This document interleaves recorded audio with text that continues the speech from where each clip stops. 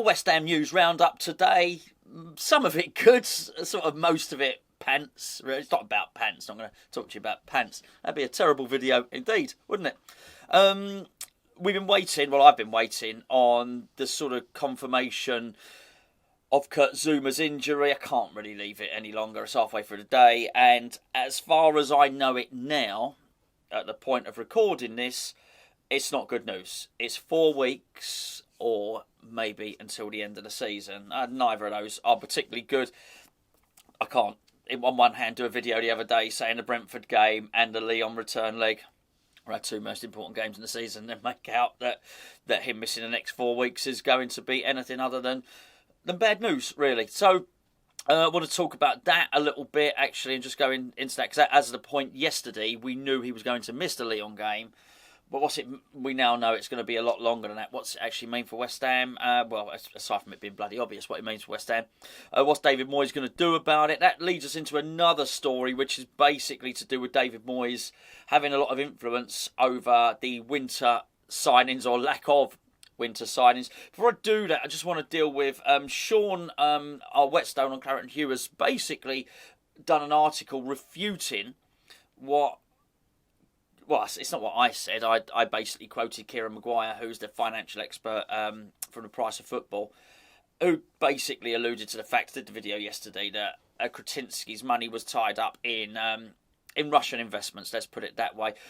Sean's written an article refuting that, just for the record, by the way, just because a few people were a little bit confused with it. I would like that to be the case. I don't want Křetínský to be skinned at all. If what I said yesterday was wrong and what Kieran Maguire said was wrong and what Sean has written is correct, I prefer that. Let's just get that absolutely right and out there now, because I'm still of the belief that we have a fantastic manager, the best that a club of West Ham's stature currently can get. I think there's, as I've mentioned a few times, 4 or 5 managers in the Premier League that are above David Moyes, but I do think he's the best of the rest, and I would swap him for anyone outside of Tuchel, Klopp, Conte, Guardiola, basically.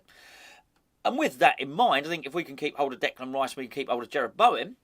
If we were to get 150 million, excuse me, I just spat when I spoke then.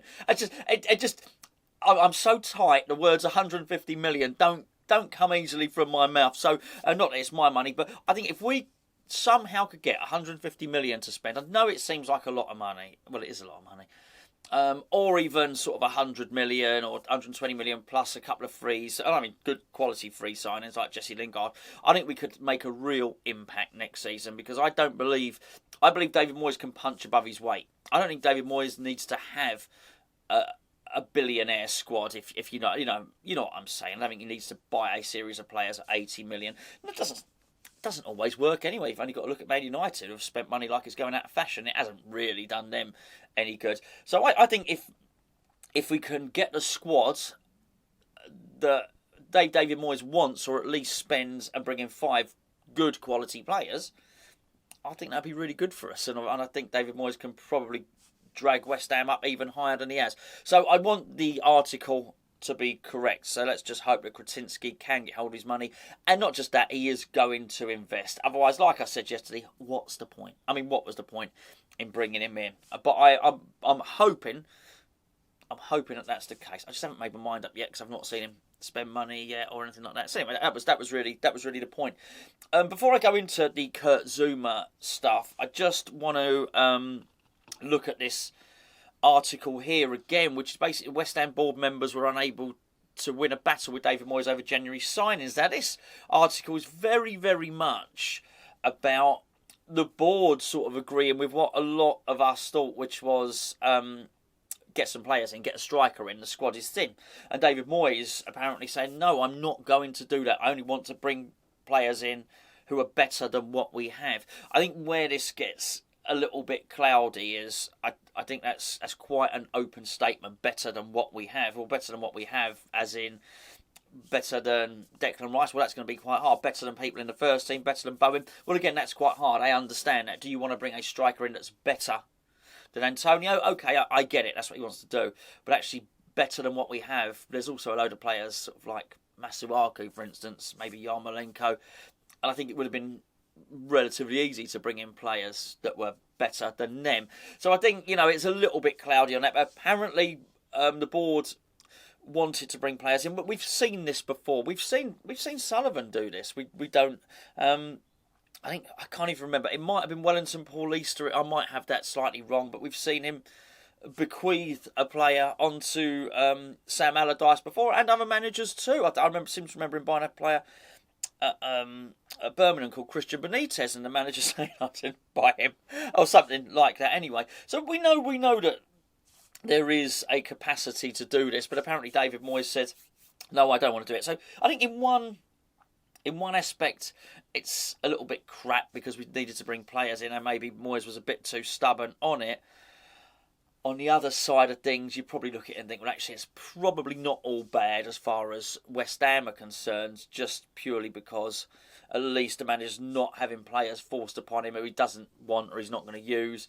And at least we do have a manager controlling what goes on at the club. Before I talk any more about any of this stuff, this video is sponsored by the OneFootball app, which you can download by clicking that link below or scanning that lovely QR code up there. I don't know why that QR code is lovely. Well, it probably is no more lovely than any other QR code. They all look the same, let's be honest. But no, if you do scan that, it will take you to the OneFootball app, which is free. You can download it to your device, and when you do that, it'll ask you a question at the start. Well, aside from "Oi, who are you?" it will also say, who do you support? So I support West Ham. What it does is it gathers all the information from the newspapers, all the various Premier League websites, puts them all into one place for you, so you don't have to go searching for them. The link is in the description below.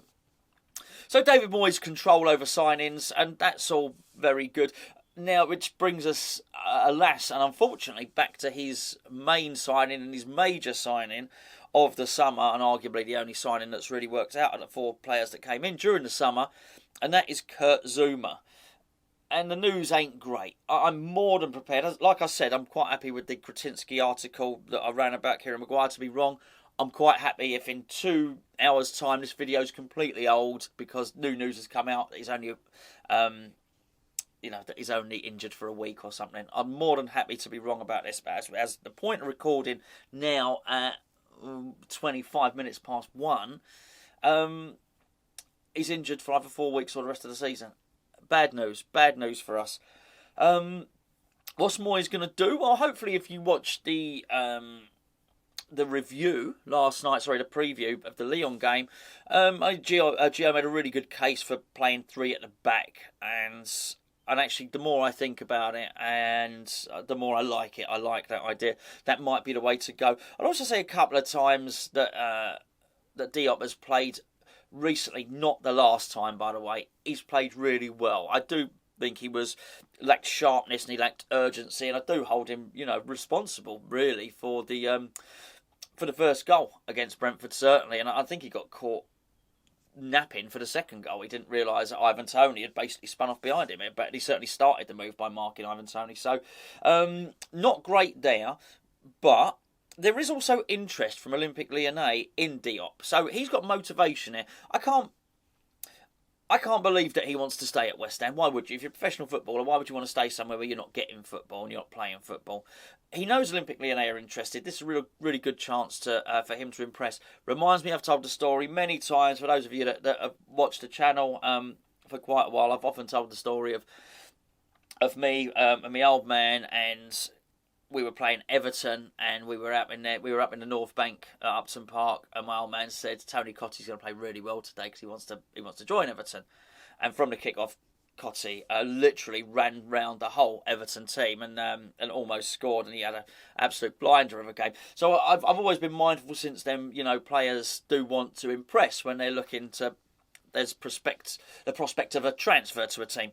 Diop has got every incentive in the world to play well against Lyon, by the way. Unless they say to him, oi you, have a stinker and we'll sign you. Of course, I joke, that would never happen. Nothing skullduggerous or anything remotely dishonest would ever happen in a Europa League quarter-final game against Olympique Lyonnais. I'm not saying that. Of course it wouldn't. Anyway, so we're going to miss Zouma. This is a test of David Moyes' management. It's a test of David Moyes' insistence that his squad was big enough. In fact, it's the one area that I don't really have any criticism is centre-back. I think centre-back we were strong enough. at the start of the season, I'm talking about. Diop, Dawson, obviously, Ogbonna, and Zouma. Your four senior centre-backs, plus a guy in Declan Rice who can also play at centre-back, and 2 young guys coming through, and Elise and Baptiste. That's enough. That's enough. It's the striker thing that I and possibly central midfield where I think has let him down in terms of squad depth. And we're about to see the test of his management. But as I said at the start of the season, I do think David Moyes can make a team play better than the sum of its parts. So I don't think it's all over. I'm not going to rule us out, and I'm quite prepared that Diop can have an 8 out of 10 game. I know he's got it within him. I know he's got the capacity. I think the problem is sort of like Zouma is 7 or 8 out of 10 every week, isn't he? Can Diop do that until the end of the season? I don't know. Zouma's training, let's say on the grass. Is he on the grass? I don't know. They say that one. So I don't know if he's training to that extent. Did I say Zouma? I meant Ogbonna. Anyway, whatever. Ogbonna's back on the grass, and hopefully he comes back, gives us a little option. But even if he does, it'll only be for the last 2 or 3 games of the season, I'd imagine anyway. It's all down to Diop now, and also a large part is down to David Moyes' tactics. Come on, Moyesy, old son, get it right.